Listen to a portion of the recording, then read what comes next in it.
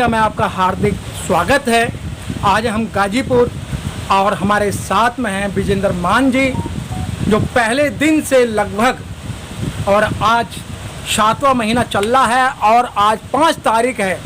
आज के ही दिन केंद्र सरकार ने जो किसानों के लिए जो बिल पास किए थे, जिसमें दुगनी आय की बात की थी, आज की वर्षगांठ है और किसानों के लिए आज काला दिवस कह लें या काला कानून कह लें। तो मान साहब, आज 5 तारीख है और आप लग रहा है कि आज थोड़े चेहरे पे उदासी सी नज़र आ रही है, क्योंकि आए दिन आपका चेहरा खिलता हुआ नज़र आता था। तो क्या कारण है कि आज आपने इतनी सारी प्रतियाँ जलाई हैं? जी, पिछले साल 1 साल हो गया, ये 5 जून के दिन ही केंद्र सरकार ये काले कानून लेके आई थी। ये कानून जो थे किसानों की मौत के वारंट पे साइन किए थे सरकार ने।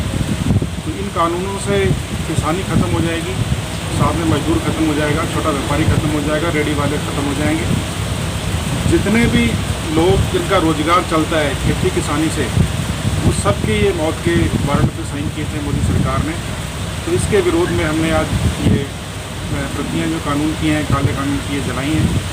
और पूरे संयुक्त मोर्चा की ये कॉल थी आज 5 तारीख को कि ये काले कानून जलाने में विरोध करना है, ताकि सरकार जागे।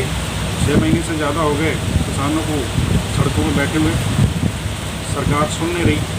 400 से ज़्यादा, लगभग 450 किसान शहीद हो गए सड़कों पर, और ये सरकार एक भी शब्द नहीं बोली है किसानों के प्रति।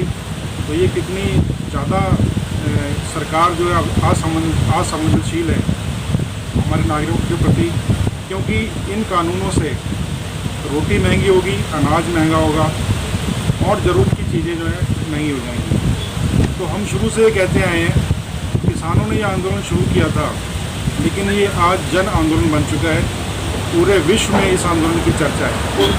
पूरा विश्व भारत की ओर देख रहा है कि एक तरफ कोविड जैसी महामारी, जिस पर सरकार का कोई कंट्रोल नहीं रहा, बुरी तरीके से सरकार का फेलियर हुआ है, इसमें फेल हुई है सरकार। ऊपर से किसानों को सड़कों पर बिठा रखा है, मजदूरों को दर ठोकरें खाने पे पैदल चल के मजदूरों के घर पहुँचे अपने। पंजाब से चल के बिहार, छत्तीसगढ़ किसान अपने घर पे पहुँचे। बीच में उनकी मौत भी हो गई, बच्चे भूखे प्यासे रहे। अगर उनको किसी ने खाना खिलाया, किसी ने पानी पिलाया, तो वो किसान थे। किसान पुत्रों ने उनकी सुध ली। सरकार ने उनके लिए कोई इंतजाम नहीं किए, ट्रेनें तक बंद कर दी, बसें तक बंद कर दी। पैदल चल के, पैर में जूते भी नहीं थे उनके, इस हालात में वो अपने घरों पे पहुँचे। तो आज मजदूर जो है शहरों की तरफ आने के लिए तैयार भी नहीं है, डरा हुआ है। वो अपने गाँवों में, यहाँ से जब लोग गए थे अपने अपने गाँवों में, वो ये कह के गए थे कि हम इस सरकार से, ये हमें उम्मीद नहीं थी कि ऐसे दुर्दिन हमें देखने पड़ेंगे। तो उसने इनको सबक भी सिखाया है। तो ये बंगाल से यहाँ दिहाड़ी मजदूर थे जो अपना रोज़ कमाते थे और खाते थे, वो जब अपने घर पे गए तो उन्होंने बुरी तरीके से इनको हराया बंगाल में। अभी भी इनको चेतना चाहिए, जागना चाहिए सरकार को, क्योंकि पूरे देश में विरोध है, पूरी दुनिया में इनका विरोध है। मान साहब, मैं आपको रोकूंगा। मान साहब, जिस तरीके से आप लोग धरना प्रदर्शन कर रहे हैं और युवा किसान जब धरना प्रदर्शन करता है, अपनी मांग को लेकर आता है, उन पर लाठियाँ बरसा दी जाती हैं। अभी परसों का दिन है कि हरियाणा के अंदर बहुत बड़े पैमाने पर लाठियाँ बरसाई गई हैं। देखिए, जब भी हम हक मांगेंगे, छात्र हक मांगेंगे, अपना किसान मांगेंगे, तो ये सरकार लाठियाँ बरसाएगी, क्योंकि ये नहीं किसी को उसका हक देना चाहते। ये हर चीज़ को अपने कैप्चर करना चाहते हैं, हर चीज़ ये कॉरपोरेट के लिए करना चाहते हैं। ये कॉरपोरेट के मित्र हैं, कॉरपोरेट की सरकार है। सिर्फ ये एक मोहर लगा रखी है प्रधानमंत्री पे कि ये प्रधानमंत्री है, देश के MPs हैं, ये कैबिनेट है।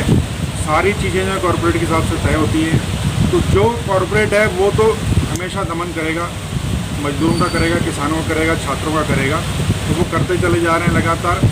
अभी भी इनको समझ जाना चाहिए, चेतना चाहिए। ये सरकार जो है, हमारी सरकार, हमारा देश जो है, हमारा संविधान के हिसाब से हमारा देश चलता है। हमारे संवैधानिक जो राइट्स हैं वो हमें मिलने चाहिए, वही हम अपने राइट्स मांगने के लिए सड़कों पर बैठे हैं। मान साहब, आप धरना प्रदर्शन जो कर रहे हैं, चुपचाप कर रहे हैं, शांतिपूर्वक कर रहे हैं, और देखा गया है कि कोई भी आता है वही किसानों को बड़े पैमाने पे मतलब इतनी गंदी भद्दियाँ गाली बकी जाती हैं, जिनको भुंडी कहें, गंदी कहें, अश्लील कहें, और प्रशासन के सामने गाली बकी जाती हैं। प्रशासन वहाँ चुपचाप खड़े खड़े के मुख दर्शक बना रहता है, लेकिन जब आप मांग की बात करते हैं तो आप पे FIR होती है, जब आप मांग की बात करते हैं तो आपको जो है मतलब जेलों के अंदर ठूसा जाता है। ये बिल्कुल हमारे अधिकारों पे डाका डाला गया है और ये सरकार के द्वारा हर क्षेत्र, हर उसका दमन किया गया, हर वर्ग का दमन किया गया। तो ये दमनकारी नीति का भी हम विरोध करते हैं। किसानों ने हिम्मत दिखाई है इसका विरोध करने की। सारे वर्ग जितने भी थे सबको, छात्रों को इन्होंने दबा लिया, शिक्षकों को इन्होंने दबा लिया। यूपी में देखिए, उत्तराखंड में देखिए, जो परमानेंट टीचर थे आज उनको जो है डेली बेसिस पे कर दिया गया है, उनकी सब नौकरियाँ छीन ली गई हैं और 5000 से ज़्यादा शिक्षक तो अभी शहीद हो गए। तो ये सरकार तो हर वर्ग का दमन कर रही है, लेकिन लोग समझ रहे हैं। शुरू में लोगों ने सोचा कि ये किसानों का सिर्फ आंदोलन है, लेकिन अब लोग जान गए हैं कि किसान भी अगर लड़ाई लड़ रहे हैं तो साथ में अपनी लड़ाई के साथ साथ हमारी लड़ाई भी लड़ रहे हैं, कंज्यूमर की लड़ाई भी साथ साथ हम लड़ रहे हैं। क्योंकि हर चीज़ जो किसान उगाता है, जो किसान अपने खेतों में पैदा करता है, वो बहुत कम मार्जिन लेकर के थोड़ा सा अपने ज़रूरत की चीज़ें जो है उसकी पूर्ति हो जाए उतने से है। क्योंकि MSP जो है कम से कम जो है मिनिमम सपोर्ट प्राइस जो है सरकार तय करती है, तो हमें तो मिनिमम मिलता है, मैक्सिमम तो हमें कभी मिला ही नहीं। हम मिनिमम लेकर के लोगों को खाना प्रोवाइड करते हैं। एक समय ऐसा था कि विदेशों से गेहूं मंगाना पड़ता था, विदेशों से अनाज मंगाना पड़ता था और वो बड़ी घटिया क्वालिटी का अनाज हुआ करता था। देश में अनाज पैदा नहीं था। हमारे देश के किसानों ने अनाज को पैदा किया, अन्न को उगाया, और वो अन्न जो है हमारा आज उसकी क्वालिटी जो है पूरे विश्व में जो है उसको सबसे बढ़िया क्वालिटी मानी जाती है। एक्सपोर्ट हो सकता है हमारे देश से गेहूं का और धान का, चावल का, गल्फ में होता भी है। यहाँ का चावल जो है गल्फ में सबसे उच्च क्वालिटी का माना जाता है। मान साहब, जिस तरीके से आप यहाँ बैठे हैं और बार बार आप के आंदोलन को जो ये सरकार है, सरकार के जो कुछ लोग हैं, बार बार थर्मामीटर लगाकर देखते हैं कि इन किसानों में कितनी जान है। जैसे कि परसों हुआ, एक विधायक आता है, गाली बकता है प्रशासन के सामने और चुपचाप चला जाता है। ना तो उसके आका ने अभी तक कोई संज्ञान लिया है, ना प्रशासन ऐसा कोई संज्ञान ले रहा है। क्यों आपको उकसाया जा रहा है? मतलब एक आप लोगों को उकसाई जा रहा है। उकसाने की कोशिश की जाती है, लेकिन हम किसान हम सावे में नहीं आएंगे। जो हमारा संवैधानिक जो हमारे राइट्स हैं उसी तरीके से हम अपना आंदोलन जारी रखेंगे। शांतिपूर्वक हमारा आंदोलन था, है और रहेगा। इसी तरीके से जैसे देश की आज़ादी में लंबा आंदोलन चला, शहीदियाँ भी हुई, 90 साल लगे हमारे देश को आज़ाद होने में। इसी तरीके से अभी तो 6 महीने ही हुए हैं, अभी लंबा समय हमें आंदोलन करना पड़ेगा। और उस समय भी शांतिपूर्वक आंदोलन चले थे और जीत हुई थी, देश को आज़ादी मिली थी। और हमें भी कहीं ना कहीं इस कॉरपोरेट से, सरकार से, दमनकारी सरकार से 6 महीने क्या, हमें 6 साल भी बैठना पड़ेगा। हम बैठेंगे और शांतिपूर्वक बैठेंगे और अपने आज़ादी हम लेके रहेंगे और किसानों को, मजदूरों को मुक्त करवाएंगे। क्योंकि ये जो कानून है ये पूरे विश्व में फेल हो चुके हैं, पूरी दुनिया में ये कानून फेल हो चुके हैं। अमेरिका में, यूरोप में ये कानून लेके आए थे, लेकिन वहाँ के किसान ख़त्म हो गया, खेती ख़त्म हो गई। वही जो है यहाँ पे थोपे गए हैं। तो मझोला किसान है, छोटा किसान है, मजदूर है, वो ख़त्म हो जाएगा इसमें। और रोज़गार वैसे ही ख़त्म हो चुका है। GDP जो है -7% पहुँच चुकी है। तो ये देश जो है चारों तरफ से घिर गया है मुसीबत से, और मुसीबत से निकालने का रास्ता इनको कोई दिख नहीं रहा। तो इस तरीके के ये काम करते हैं, छेड़छाड़ करते हैं किसानों के साथ में कि आप वहाँ कहीं हरियाणा में छेड़ दिया, कहीं वहाँ छेड़ दिया, कोई विधायक ने गाली दे दी, अभी किसी ने गाली दे दी, ताकि ये भड़क जाएं और भड़क के जो है किसान जो है तोड़फोड़ करें, लेकिन वो अपने मंसूबों में कामयाब नहीं होंगे। किसान शांतिपूर्वक। मान साहब, देश को आज़ाद हुए आज 74 साल पूर्ण होने के लिए जा रहे हैं, और आप लोग कहते हैं कभी भी कोई अधिकार राज्य से नहीं मिलता है और उसके लिए तो संघर्ष करना पड़ता है। और आप जैसे ही लोग कहते हैं कभी भी सीधी कहावत कहने की सीधी उंगली से घी नहीं निकलता है, वो टेढ़ी उंगली करनी पड़ती है। देखिए 70 साल हो गए, 70 साल में 74 साल हो गए और हमें अधिकार नहीं मिले, अभी तक नहीं मिले, तो इनसे हम क्या उम्मीद कर सकते हैं। तो ये हमें अधिकार जो है हमें पहले भी हमें छीनने पड़े थे। देश की आज़ादी हमने छीन के लिए, किसी ने हमें सौंपी नहीं है थाली में डाल के। तो ये है कि हमें ये जो अधिकार जो हमारे राइट्स हैं वो हमें लेने पड़ेंगे। और छीन के ही लेने पड़ेंगे, क्योंकि प्यार से किसी को कोई इसके अधिकार नहीं देता। आज जो देखिए आप रोड पे आप निकल के जाते हैं, एक गाड़ी का चालान जो है पहले 100-200 रुपये जो हुआ करता था, आज हज़ारों में पहुंच चुका है, और उतने की उसकी गाड़ी नहीं होती जितने का उसके चालान कर दिए जाते हैं। तो इस तरीके के टैक्सेस बढ़ा दिए गए हैं, जीएसटी लगा दी गई है। व्यापारी अगर 30%, 28-30% जीएसटी देगा तो वो अपने घर पे कमा के क्या लेके जाएगा। किसान अगर उसका एमएसपी पे नहीं अनाज बिकेगा तो वो अपने घर पे बच्चों के लिए, आगे शिक्षा के लिए, पढ़ाई के लिए पैसा कहाँ से लाएगा, अपने और ज़रूरतों की चीज़ कहाँ से पूरी करेगा।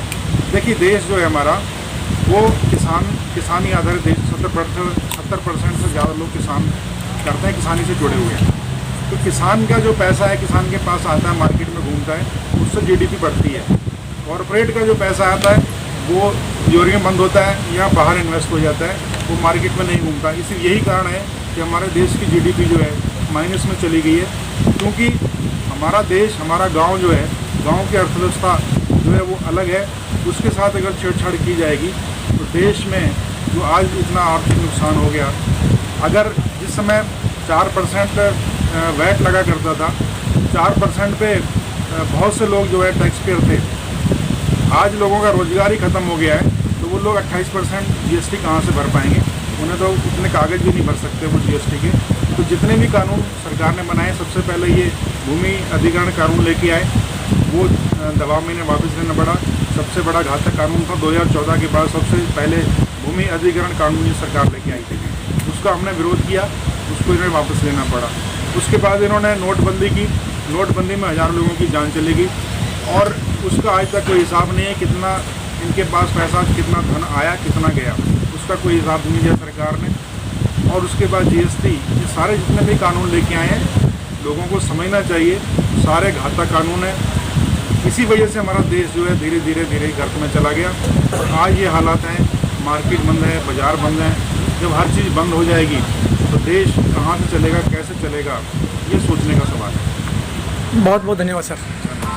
Press the bell icon on the YouTube app and never miss another update.